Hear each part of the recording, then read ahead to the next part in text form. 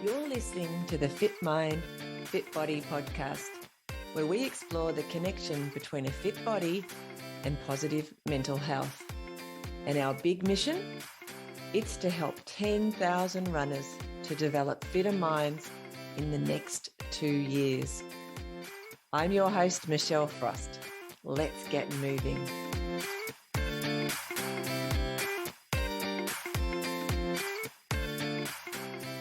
Welcome to this episode of the Fit Mind, Fit Body podcast. Today, we talk to Benji Jozefiak, all about his love of running. Now, I loved talking to Benji, especially because he talked about how he uses running as a vehicle for change. This was really inspiring. Enjoy. Today on Fit Mind, Fit Body, I am delighted to introduce you all to Benji. Oh, I didn't do it. Jozefiak. Jozefiak, yeah. Jozefiak. I even wrote it down so I would pronounce it correctly. It's one of those tough Polish names. English-speaking people are terrible at pronouncing things that don't fit in. Well, when words don't have vowels, it makes it hard. So Jozefiak, there we go. Did I do it better? That's perfect. That is absolutely amazing. So I'm delighted to talk to Benji because I have seen Benji around, I believe, and we have lots of mutual running friends, but we haven't really had a conversation, just the two of us. So it's really nice to get to know you this way. It's kind of a fun way for me to break the ice and talk to people. It's good to be here. Thanks so much for inviting me. It's awesome to have a chat about, something that I love and that you love, and that people can kind of agree over in these crazy times. Yeah, totally. All right, Benji, let's start with, where did you grow up? Tell us a little bit about your background. Okay, so I'm not from Tasmania. I was born on the mainland in Westmead Hospital, actually. I was a neonatal intensive care. Yeah, in Sydney, yeah. I was too small for Katoomba Hospital where my parents lived at the time. And my mum was rushed to Westmead, and I was born in 1988 at Westmead Hospital. Lived in North Katoomba in the Blue Mountains for about 6 years, I think. And then we moved to Wollongong for a couple of years. And then we moved to the Central Coast, and I spent most of my childhood on the Central Coast and adolescence, yeah. So were you a prem? Is that why you were small? I was 6 weeks prem. So, I was in the neonatal intensive care unit for quite a while, underdeveloped. And my dad would get on the train every day to come and see me. And, mum was obviously in hospital. And, I spent a while there before they were able to even take me home. So, it was a precarious beginning. Yeah. You don't remember any of that, though, I'm assuming. No. My dad tells me stories about how I was the size of a rat, I apparently. Oh, well, I don't know how much detail you want me to get into, but apparently my excrement was quite acidic. So they used to squirt me with this blue stuff to prevent it from burning my skin. And so, there you go. I was toxic even to myself at a young age. Oh, gosh. And they're just the stories that I've heard. But my dad always wondered whether I might have any lasting effects, and because there was some talk of a heart murmur when I was little. So, that's come of nothing. I had an ECG recently, and they said everything's fine. So that's awesome. Yeah, that's so cool. So, do you have any siblings? I've got a sister. She's 2 years older, and she lives in Newcastle, and she's a doctor in architecture, which she's got the brains of the family, that's for sure. Better make sure she listens to this. So whereabouts you said the Central Coast of New South Wales, whereabouts were you? So we were in Wyoming, which is just near Gosford, about a 15-minute drive from Gosford. Oh yeah. And then, so I spent I wasn't so close to the beach as a kid, but I'd try and spend a lot of time at the beach. And yeah, but most of it, I grew up utterly obsessed with soccer. Oh. So, and I don't know where it came from because my dad didn't play, my mum didn't play. I was just obsessed with it, like from a very early age. Yeah.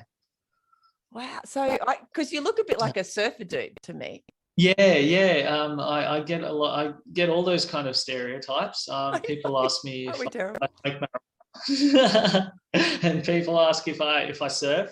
And I mean, I've tried surfing. I'm no good at it, but I love the beach. So Yeah. yeah, I did spend a lot of time at the beach when I was an When you were adolescent. young. Mm. Yeah. So what happened with your soccer? So did you took that a long way? Tell us a little bit about that. So yeah, I started at 8, I think, and then I was like I say, obsessed, particularly with like English soccer and stuff. So the whole my whole life was centered around, I want to go to the UK. I just want to do whatever I can to get to the UK, to whether it's to watch, whether it's to play or whatever. I just want to get there. So I put all my effort into soccer till about 16. And then I slowly realized, and my dad, probably helped me realize that it wasn't such a great career, kind of, what's the word? Like prospect. Mm-hmm. I got quite high. My under 18 team made it to the state final, and we actually won that. So, Oh wow, that's awesome. yeah, you can find some old pictures online of I've done some intense Google searching before. I think it's 2005 Champions of Champions in New South Wales. Oh wow. And you can see my Gosford City 18 team there. And that was as far as it went. Then I went to university and kind of forgot about it for a little while. Okay. Started working shift work. I didn't really play as much as I wanted to, but I still had that love for it, and I still do now. And I did get to the UK, and I did get to watch a number of soccer games over there, much to my wife's protest. Have you like my husband and I have been obsessed by I think it might be on Apple TV, the television show, what's it called? It's like an American bloke who comes and coaches in England, but he's never had anything to do with soccer. No, there's an amazing Norwegian series as well on SBS On Demand, called Home Ground. Yeah. And it's one of the TV series I think I've ever seen, because you get these Norwegian landscapes, and it's about this the first woman coach in this Norwegian league that's really male dominated. And it's an incredible series as well. And I feel like it came slightly before that American one. Yeah. And maybe they saw it, they tried to adapt it or something. But I know which one you're talking about. It looks really good, but I haven't quite watched it yet. It's a comedy. It's quite funny. I can't think what it's called. But it's quite analogous of life. It's quite interesting just for that, because it's, but it's based around the soccer. And I now know more about that English soccer fraternity than I would have before. Like, we all hear about the names, and we kind of, Tottenham Hotspurs and I don't know, Manchester and things. We don't necessarily, if you're not following them, you don't. Yeah. But now they kind of mean a bit more. That's weird. It's big business too. Like, from the top to the bottom, there's, so many divisions and so much money involved. And it's really, it's incredible. And, you go to the UK, and this is what I miss sometimes being in Australia, is that you open a newspaper, and the first 10 pages, in the back of the newspaper are just football or soccer, and it's great. Yeah. What do you call it yourself? Do you say soccer? I try to say football, but being in Tasmania, everyone thinks I'm talking about AFL, so I just end up saying soccer. Ted Lasso, I just remembered the name of it. Yep. Yeah, I have seen that one. Yeah, it's hilarious. Anyway, so what did you study at uni? I studied health sciences to begin with, because essentially like an arts degree in health. I couldn't figure out exactly what I wanted to do, but my dad was a medical photographer, and so I'd been exposed to the kind of hospital environment, and I knew I wanted something there. I was quite obsessed with, health, and I was thinking health promotion might be a good thing to do, but again, career prospects, I was a little bit concerned. So I ended up doing a master's degree in diagnostic radiography. And it was essentially because I looked at it and I thought, you know what, I can travel with that. I can go to the UK. So I studied that. It was a two-year degree at University of Sydney, and then after that I worked at Royal North Shore Hospital in St Leonard's for about 3 years, and then took the jump and moved overseas for a few years. Oh wow. And how did that go? So that sounds like a medical photography type of thing, even though it's x-rays and things, I assume. Yeah, it's kind of like a logical progression, isn't it? And I guess my dad's always been a huge kind of influence in my year and everything, so he probably encouraged me to go in that direction. And it's a interesting job, and I enjoy it. So and it just seemed to fit. So off I went. How long were you? While you were studying, probably a question I often ask people who've been to uni is, what did you do for physical exercise while you were studying? Did you do any, or were you just focused on getting those results? So at that stage, I moved down from the Central Coast to Sydney, and I was living with my grandmother, and I didn't have a car and I didn't drive. So I would ride my bike to uni. Yeah, and that was from Greenacre to Lidcombe, which was about 6 kilometres. So I'd cover like 12 Ks on the bike each day that I was at uni. Yeah. And then I was trying to play soccer at the same time, but I had a few commitments and I couldn't really commit that much to soccer.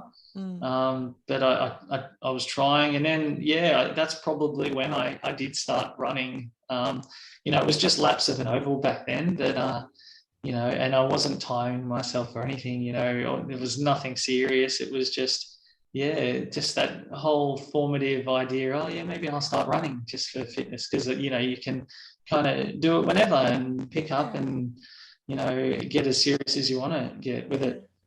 So do you feel like you made some choices to stay fit? Because for some people, I mean, you would have seen it, we've all seen it, in fact I've probably been it from time to time, but the fitness thing, it's like the last thing on your mind as to what you need to do, because there's so many other things going on in your life. And especially when you're young and you move home to go to university, and there's all these other things going on, and it's so easy to let that slip. But obviously there was something in your mind that said, this is an important element and I do need to keep it up as much as I can to try and stay fit. It's always been a massive element of mine, and I don't really understand why. I've just always known that I need to keep active, to keep fit, and whether it's like a body image kind of thing as well. Growing up, maybe it was I want to look as best as I can. You tend to think more about that as a teenager than you do about the physical effects of exercise. It was just always a huge thing. I always wanted to keep fit, and I always had a high interest in health and exercise, and it does have an incredible aspect on your mental health as well, which was incredibly important. Totally. Well, and as you would know, there's been a lot of studies done to say if you do things like go and do a bit of exercise before you study, it's actually really good, not just for your mental health, but for the clarity of thought. So you can study better. It makes you smarter. Yeah, definitely. And I know that I needed that release as well. Living where I was and doing what I was doing, it makes a difference. Yeah, that stress release as well. Just to, you're sitting there trying to make your way through a 2,000 word essay, and when you just look outside and, you know, you can go experience that and then come back and you just feel fresher. I'm often will solve problems, like even now, in my mind through a run. Like, you know, I've got so many things running through my mind, so many, you know, Tetris pieces you want to put together. And then, you know, you come back from a run and all of a sudden it's much easier. Yeah. That's proof right there that it works for that clarity of mind. So you went overseas. So you went, how long were you overseas for? And were you just in England or did you move around a bit? So in true Ben fashion, I had 10 jobs, I think it was, in 3 years. Awesome. And so I just took locum jobs all over, and I didn't want to base myself anywhere, and I didn't want to be in London. Yeah. So I literally, the only time I saw London was, you know, the one-day tourist kind of trip you do. Mm-hmm. We started in Bristol. I met my then girlfriend at that stage, Janelle, and then we had a whirlwind romance, and then decided to go to traveling together. So we started actually in Southeast Asia and tried to make our way overland to the UK, which was pretty stressful for a beginning relationship. Yeah, it's a really good way to test a relationship as well. Yeah, definitely. And I think that's probably why we're still together now. Because we'd gone through, some pretty difficult difficult moments traveling. We started in Thailand, and you know, plane, train, automobile kind of through Mongolia on the Trans-Siberian, and got to Scandinavia with no money, which was horrible because everything is so expensive. And then finally got to the UK and needed to find a place very quick and start working very quickly because we had no money. Yeah. So we settled in Bristol for 6 months, and Bristol's a beautiful city. Yeah. It's quite a big uni town as well. And I worked at Southmead Hospital there for a while Janelle didn't actually get a nursing registration because she's a nurse. Yeah. So she was just picking up odd jobs. She's had an amazing journey as well with some of the jobs she's had, because I was able to just work as a radiographer. But yeah, I think Janelle worked at like a used car sales yard, and she worked at Lush. Yeah, she worked as a refugee coordinator with the Red Cross. Yeah, she's had some amazing jobs. That is amazing. But we based ourselves in Bristol for 6 months, and then we moved around. We went to Hull. We went to the Isle of Man. We worked in Maidenhead, near London. Where else did we go? Up near Norwich. I worked in Chelmsford. That was probably the closest to London I got. Mm-hmm. And then we became obsessed with Wales, actually. And if I'm ever talking about the UK, and anyone who knows me will know that I'm just obsessed with like Wales. And we lived and worked in Wrexham and Pontypool for a considerable amount of time. And yeah, I fell in love with the mountains over there, and just the Welsh language and culture as well. It's just it was just second to nothing over there. It was just beautiful. Yeah. How did you find? Because I spent a little bit of time when I was 19 in the UK, and I worked in a pub, and like most Aussies at my age did back then, and but the people I couldn't understand who were from the United Kingdom were the Welsh. Whenever they came into the bar, it was like, I can't understand you. So how did you find that? Well, yeah, I mean, there are some very, like, I find accents just amazing. Like, you can travel such a short distance and have such a different accent, and you do the same in Australia, and there's next to nothing there. So I just found it amazing, and I often got into trouble because I'm maybe a little bit Australians' humour is, as you're probably aware, quite different to the British sense of humour, and so I often it was a bit too quick to, I thought I knew people before I actually did, put it that way. And so I'd make jokes and carry on. And I often would just kind of imitate people's accents and things just because I loved them. It wasn't like I wasn't trying to be offensive or anything, but I'd love them. And there was a couple of people I can remember just off the top of my head that have incredibly strong Welsh accents. And then words like, when we were in Bristol, when you got off the bus, you'd always say, "Cheers, drive," to the bus driver. And the bus driver would always say, "That's all right, my bugger," just like things like that. And it makes your journey and, being in a different country and being the only Australian in the village, so to speak, it makes your journey so much more memorable.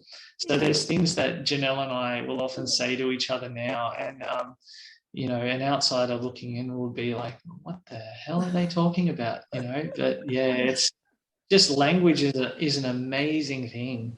So yeah, we actually spent about 6 months at least house sitting with 3 of our children in the UK. We also did Asia and a bit of Europe in 2014 and 2015, and all of those accents in the UK. Oh my gosh. Yeah. It was amazing. And it's a bit of a competition with myself now. Like if I hear an accent, and there's quite a few, people from the UK in Tasmania. Yeah. And so through my work, if I hear an accent, I'll try and guess where they're from. And I reckon I do pretty well. That's awesome. So what made you come back to Australia? Janelle. She didn't want to stay in the UK. I could have happily stayed for a lot longer.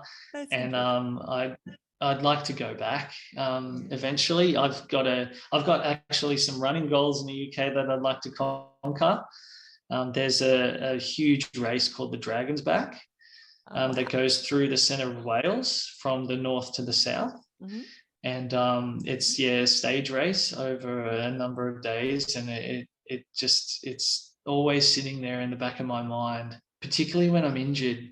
It's funny how that happened. We came back after 3 years, and Janelle had enough.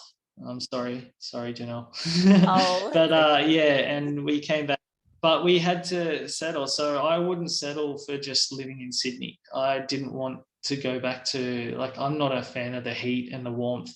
Mm. So I was literally trying to pick the coldest place in Australia. And I'd been to Tasmania as a 15 or 16-year-old and remembered some pretty incredible places. So, we decided to move to Tassie. Oh, wow. How long ago was that?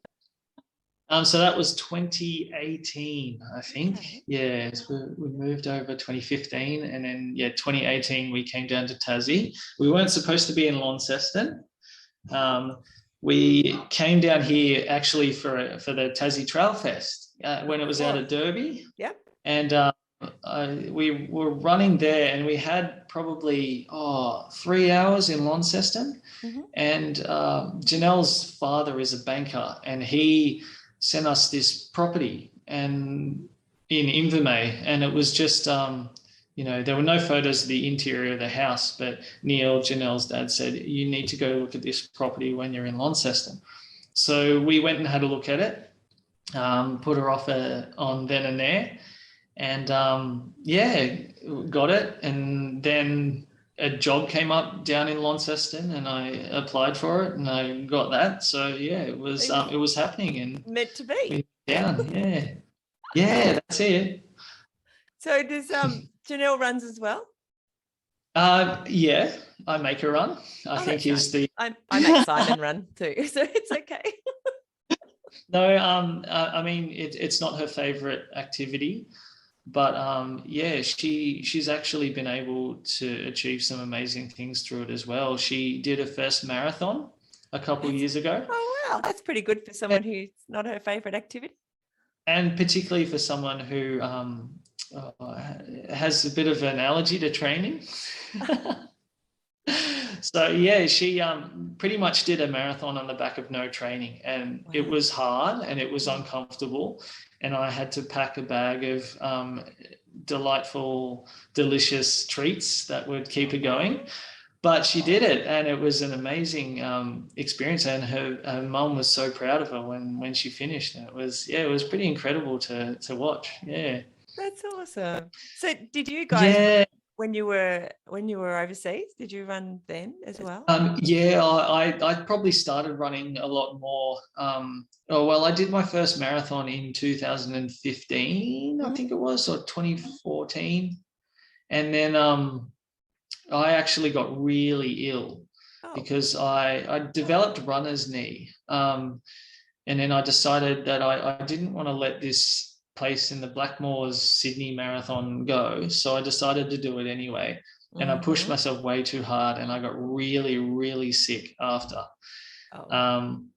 So I actually gave up running for a little while after that. I didn't do another marathon until we were in the UK, and it was the Stroud Trail Marathon. And I was terrified, absolutely terrified that things were going to go the same way and I'd end up in hospital again, because I was actually, I think it was 3 days after the marathon in Sydney, I actually had to go to hospital because I just couldn't keep anything down. Oh, wow. So yeah, we were in Stroud in the Cotswolds, and there was a trail marathon on there, and I did that, and it kind of blossomed from there because I felt really good during that. I'd managed to train, and that rest had kind of cured my runner's knee, but also I decided to take on a fair few miles on trails rather than road, because I just found the repetitive nature of road running just more conducive to injury. So the trails kind of helped me, and then I haven't had a problem with runner's knee since, but I'm always thinking that it's going to come back just whenever I do sustained amounts of road running. Yeah. So you think that's what caused it? The repetitive I reckon, running? I'd essentially run like probably 3 times a week, about 20 plus Ks just on the road, and it would just it kind of wrecked me, and that was 2014, 2015. And then after the bad marathon experience, I hated running. I didn't want to go back to that. Oh, wow. Just play soccer again. And then then the Stroud Trail Marathon happened, and I slowly picked it up again, and I fell in love with fell running actually in the UK. It's this insane sport where you just run up a hill and then down the other side, but the courses aren't really marked, so there's a lot of locals that will win races. It's kind of handicapped towards local runners, and it hasn't changed in about 50 years. There's still old guys in singlets and shorts without all these fancy sports watches and everything, just running up mountains, and it was just like kind of my jam. I just loved it. Oh, wow. And so I did my first fell run on the Isle of Man, actually, in Douglas. And I was an idiot. I wore road shoes. And I was the first up the hill. I remember distinctly, I was one of the first up the hill. And then coming back down, I ended up coming about 20th or 25th or something, because these people just running down hills, I always I compare it to zombies. When you watch like a zombie apocalypse movie and you just see people like the zombies just fall over and then get back up and struggle about. Yeah, it was just like watching that. It was carnage. People just falling down hills, jumping over barbed wire fences and falling over and then getting back up and running. And so I was hooked after that, because it was amazing to watch. Because it's like a running zombie. Yeah, well, I thought, like, I had never seen anyone run down a hill that fast. Wow. When it's kind of brutal underfoot, and any step could be an injury. Particularly as a radiographer, I see broken ankles everywhere. So it kind of limits me a bit. But with reckless abandon, it's almost beautiful to watch. Like, someone that can run that fast down a hill and not hurt themselves. You wanted a bit of that to keep doing that. Yeah, and also the mountain scenery. There's like, I often tell people, well, why would you run on a road when you can run up a mountain and see the sights from that mountain? Listen to the sounds, like, smell the smells of, wet grass and, mountain air, and then you just feel so much better for it when you get down, if you get down, if you don't break your ankle. So do you find you're quite goal driven for your running? Like, do you have like an event that sits out there? You always have an event that you're training towards, or how does that work for you? I'm actually the laughing stock of a few of my friends, because I train through events. I have a really love-hate relationship with training. Just like Janine. So I'll I kind of, to push myself to do something, I'll have to run a lot of events, because I just find that it kind of makes me do it, knowing that I've, whether it's I've shelled out the money for it, or, I've already swapped shifts or something so I can do it. It's just like there. I mean, I will train, but I don't tend to wear a watch. I don't like to analyze running too much. I think, it's better to just feel your body and just feel what's around you, rather than trying to achieve goals through electronics and, that kind of stuff. So I tend to just try. Well, I think it's hard to do in these days. I mean, it's probably the only time I get away from, technology is when I'm out running, and that's the way I like it. Yeah.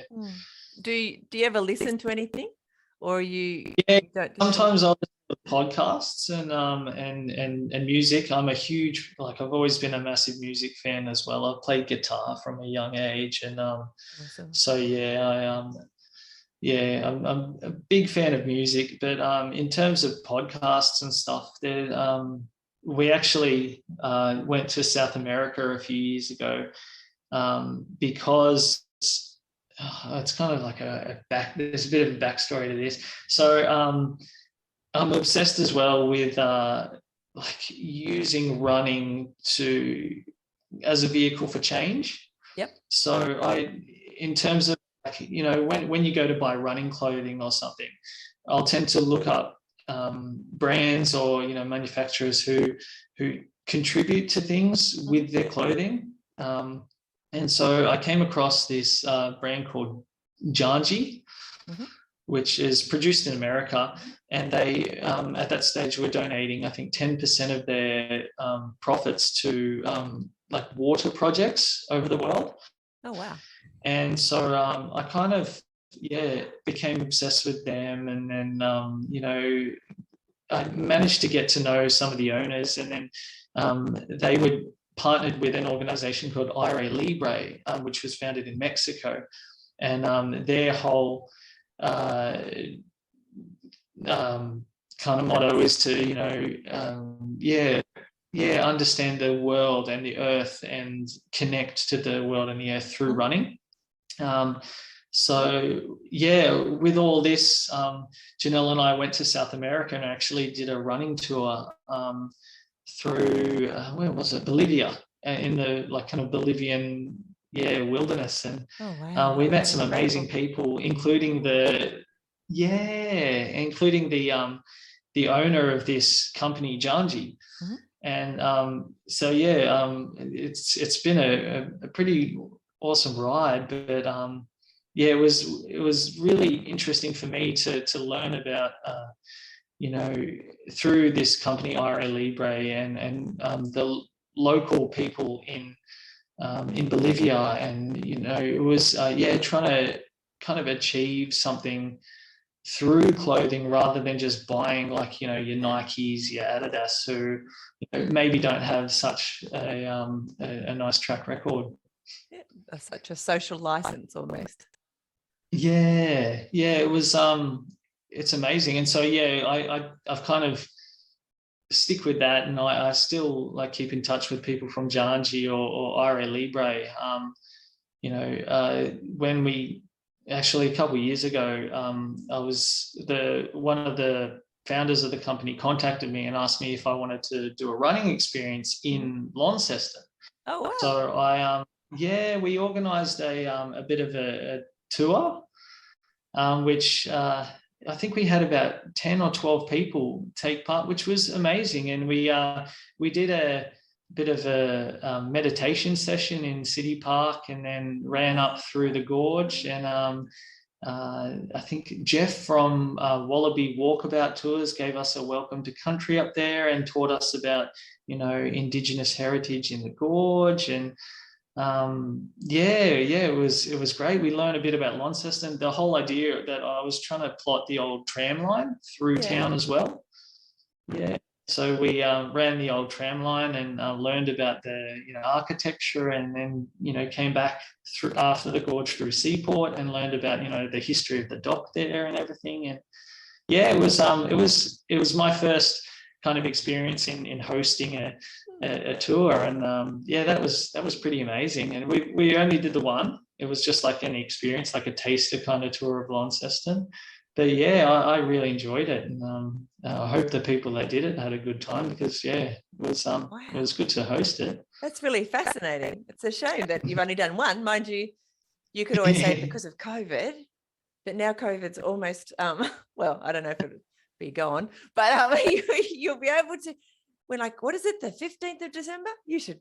If I'd known about that, I would have come on that. I somehow missed that in my fingers in all the pies. I don't have that many fingers. No, fair enough. I think sometimes it's difficult to find out what's going on, because there's so many different streams of media, social media, and connectivity now that you can miss out on some great events, and until it's too late, Like, what? That's why you need to do it again. There you go. That sounds awesome. I'm so envious. It sounds like something I would have loved to have done that. Yeah. Anyway, I particularly like the meditation in the park and stuff as well before. Like a lot of things I'm developing are to do with mindful movement. So being mindful in a moment, not just when you're still, although that's good for practice, but also when we're moving.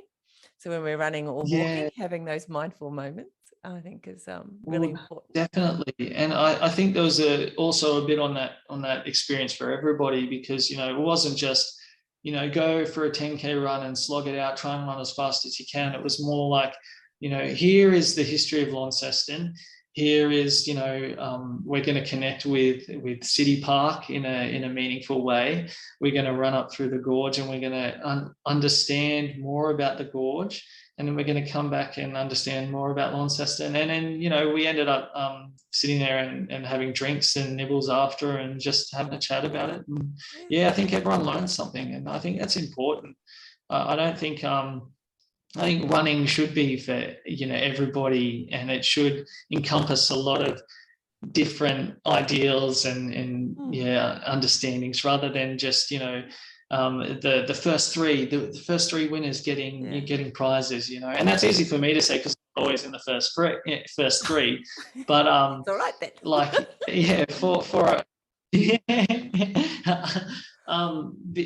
But I think there's a lot.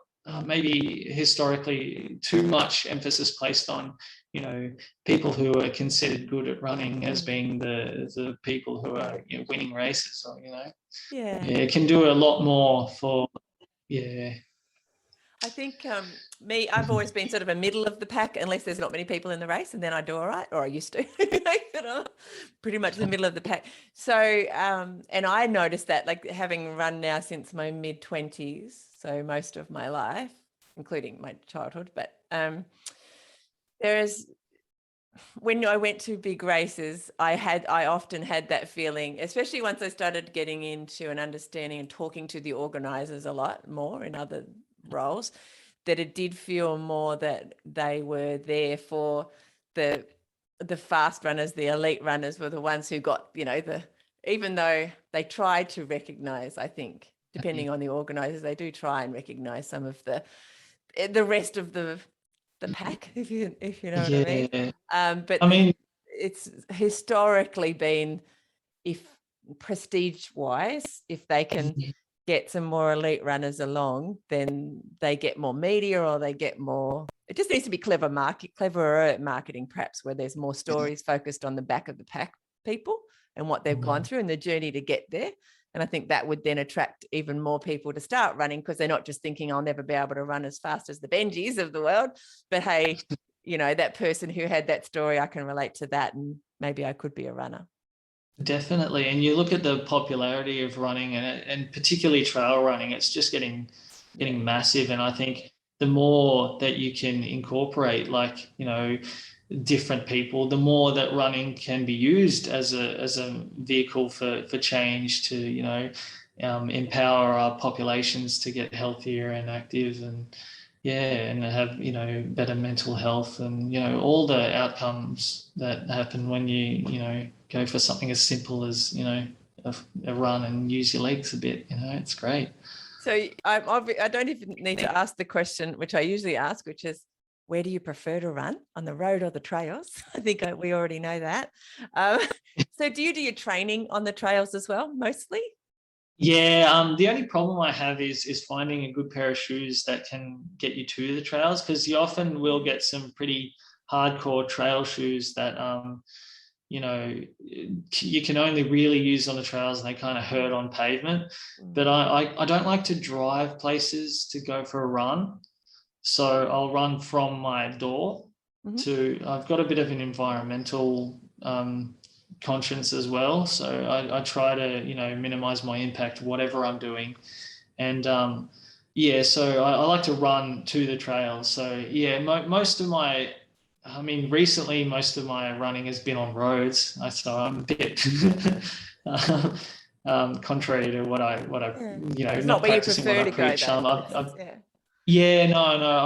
I much prefer the trails, and there's some pretty amazing trails in and around Launceston that offer that kind of stoke to be able to run up the gorge or something. It's just Launceston's very lucky, and it's a special place to have something like that so close to town. No, there's not a lot of cities in Australia, if not the world, that can boast that. So close. Yeah. I was Duck Reach this morning. Friday's Duck Reach morning. So we run through the gorge to Duck Reach and back every Friday morning. Well, that hill out the backside of Duck Reach, when you go up from the power station, that's a killer. Yeah, that's steps. That's walking. But it does you good when you get up there. You're like, I'm going to be fitter for this tomorrow. Yeah. We often have this conversation that we should petition the council to put a bubbler up there, because we often do it when we don't do it quite so much in winter, because on that side, because it gets a bit muddy and stuff. So it's always hot often when we do that. We're like, they should have a bubbler up there so that we can all have some water when we get to the top of these stairs. Definitely seems like a good idea. Yeah, I think everyone will join that petition. Yeah. It's like a perfect place. Like that whole environment there is to, provide water and power to our region. So you think it wouldn't be that much to put a bubbler up there. Anyway. Yeah, exactly. Maybe not. Okay, so you have said that in order to train consistently, you do need to have something that you're aiming for. What are you aiming for at the moment? What race goals do you have? So I had little kilometers in my legs when I decided to sign up for the Cradle Mountain Run. So I'm doing that in February. So I have to up my mileage considerably. I'm actually doing the Triple Top Mountain Run this weekend, but I'm also working. Yeah, it's one of the greatest runs I think I've ever witnessed in Australia. It's an incredible event. I love the runs where you can almost kill yourself. They're great. I did it a couple of years ago. Like I've done it 4 or 5 times, but more recently a couple of years ago, and the scree coming down, for whatever reason on that day, I had zero fear, and it was just like controlled falling. I went very, very fast down there. I still can't explain to you. It sounded like that the carnage that you witnessed in the fell running. That's what I felt like could happen any second, but it didn't. I survived and didn't break anything, and I went very fast down there. it's a funny story because every time I do triple top, I seem to be working on the same day. So there's been the last 2 times I've done it now, I've had to then race back to Launceston to go to work. And the last 2 times I've done it, I've actually x-rayed people from the run itself. No. So maybe, not so lucky in getting down that scree slope. Yeah. Oh no. I'm working this weekend until 1 a.m. on both Saturday and Sunday. So I'm going to drive.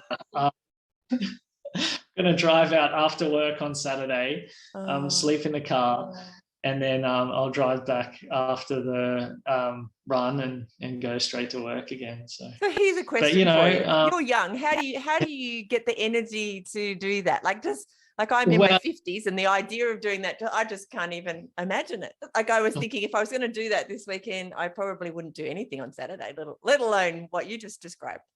Well, it's got to come from love, right? And I keep telling myself I love it, even when I'm maybe, in an uncomfortable, gross position in the car where, it's not going to do my back any good moving forward. But I think it's just love and just knowing that. I've had a few struggles with mental health as well, so. And I know that I'm a much better person for myself and for everybody around me when I try to do the things I love. Yeah. And I know that going out and maybe it's really painful. Maybe I don't achieve the time I want to do, but I know that I'm going to be better for doing triple top mentally than I would if I missed out, Okay. So I think, even if it's going to be very uncomfortable, and sometimes it is, particularly when you train through events. But I don't think I don't have anything else at the moment that I love as much as just getting out in the wilderness and being there. So many years ago, one of the times that I did triple top, I was in my 40s then, so I was quite young, and we're on the bus and we were talking to a couple of blokes who were coming, joining us. So we were going to the start of the run. For those of you who don't know, you get bus to the start and then you run back to where your car is at the other end, up 3 mountains, hence triple. And it's only it's not even 21 kilometers, but it certainly feels more like a marathon than you do it. Anyway, these blokes were chatting to them, and they were on their football, if you can remember pre-COVID, people who had their end of season football holiday thing. So they were from somewhere in Victoria, and they were here, and they'd been at the casino all night. They still hadn't slept. It was the days when you could enter the triple top on the day in the morning. They'd somehow come across it, I don't know, maybe in the newspaper or something that it was on. So they'd driven from the casino where they hadn't slept and been drinking all night, and actually, frankly, they smelt of alcohol. They were on the bus, and then they took off, and I don't think I saw them again. So I'm sure they did fine, but it's that young people seem to be able to do a lot more. They just have a lot more energy, and especially if you're already quite fit. So that lack of sleep for a little while, you can actually achieve things, even though for me the lack of sleep would be debilitating. I definitely think that's a thing. Being younger and you can kind of get away with a couple nights without sleep, but the longer that goes on, it has a pretty drastic health effects if you continuously don't get the enough sleep. But I've had some pretty horrendous sleeps in, cramped cars or horrendous places, or not slept quite much at all, and then still gone out and had a reasonable run the next day. In saying that, I can't sleep before a marathon. I've done a number of them now and a couple of ultras, and I get very anxious before, and I don't sleep very well. So there does seem to be that period just before, within 24, 48 hours that you can have not that much sleep, and it doesn't really affect your performance, I don't think, on race day. But it's yeah. Anyway, recovery is perhaps harder. Sure. Well, you feel so much better after it, and then you'll sleep so much better as well, I reckon, if you're exhausted. So Yeah, that's true. You sleep like a baby. yeah. So, Ben, tell me, can you remember or when you first called yourself a runner? I guess it was somewhere in the UK. Yeah. It would be and often, like, if I was working in smaller places, and I'd more often than not get to work via running. Mm-hmm. And as soon as people identify you Yeah. and then see you around, oh, that's the guy with hair that runs. Yeah. Or that's the guy with the dog. People always coming to work here, and they're like, I think I saw you with a Kelpie. I was like, oh yeah, that was probably me. But yeah, I think maybe other people identified me as a runner before I necessarily did, because I was probably trying to hold on to those, I'm going to play for the Socceroos. I'm still got that soccer dream. Yeah. That yeah, I think, yeah, once people start seeing you as a runner, then it probably just becomes, yeah, oh yeah, I do run quite a bit actually, and then you start to realize yourself. And I actually, blatant self-promotion here. I wrote an article for, there's an amazing magazine called Like the Wind, which is all about, running and runners. It's stories from runners, and, whether they're the front, the pack, back of the pack, middle of the pack. And it's a really, really nice magazine. And so I decided, after spending a bit of time in Wales, that I'd pen a bit of an article, and I sent it through to Like the Wind, and they accepted it, and it was in one of their issues. Yeah. And so it was all about running in Wales, and that's probably when I decided that I love running. And I think Wales did it for me, those kind of fell runs in Wales. And yeah, and I just wrote, and I still think about it a lot now, because I would go out, I'd leave work, and I probably couldn't do this now, just because I don't have that stoke factor that I used to. But I used to leave work at 5 o'clock, and then I'd run for 4 hours, and then get home at 9, and Janelle would be sitting at home, dinner's cold, and she's, where the hell have you been, kind of thing. And I was like, I don't know, I took a goat track up the hill, but that was it. But yeah, and I think I'm probably more a runner now than I am a soccer player. But I still, still play a bit of soccer, and but running's definitely, when you're a shift worker too, I think it's probably the easiest way to get fit and keep fit. Yeah, it's hard to be in the team thing, isn't it, if you're a shift worker?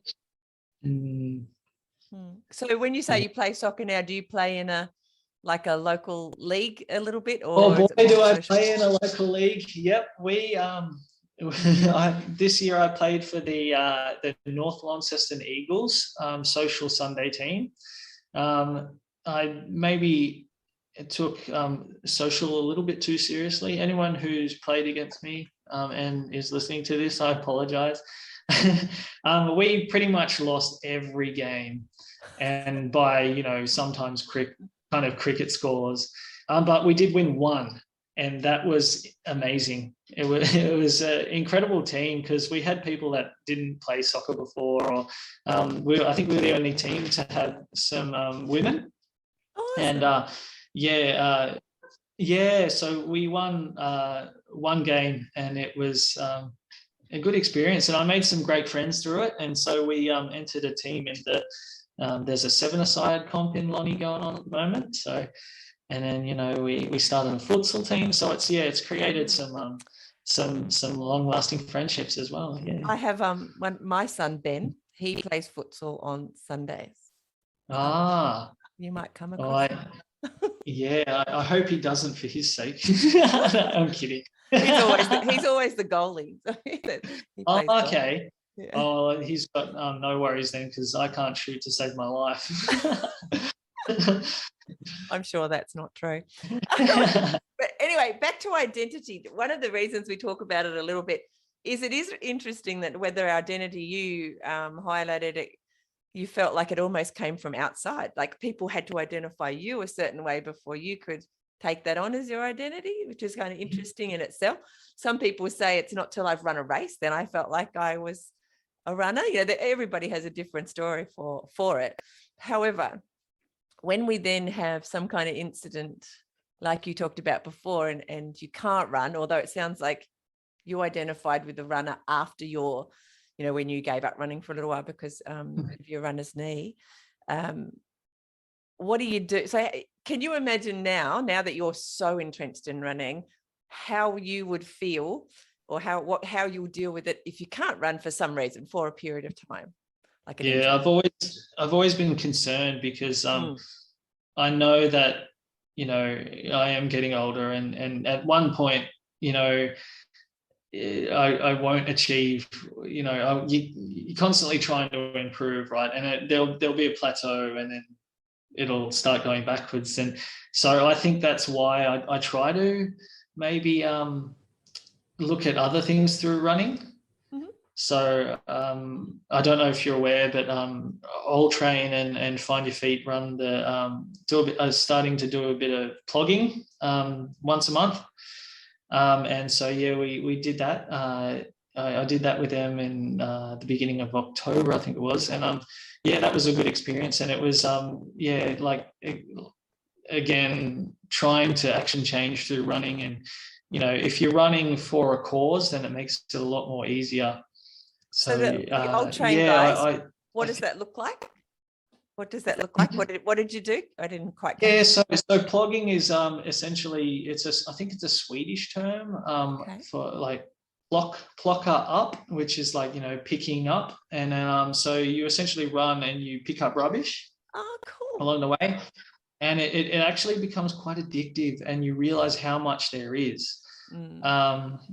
So I think the run that we did with Old Train, it was more picking up rubbish than running. You'd kind of get off. On a side note, we went up near Riverside on the trails there, and there was quite a bit of rubbish that I think we pulled out eight bags full of junk out of there. And we've done quite a bit on the again, on the beach. it's just there's a lot of rubbish on the beaches. There were one or two brave guys there who almost, went headfirst into the mud to pick up some, I think there was a thong and some old boating gear and stuff. Yeah. So. Oh gosh. Yeah, and I love that idea of leaving a place a little bit better than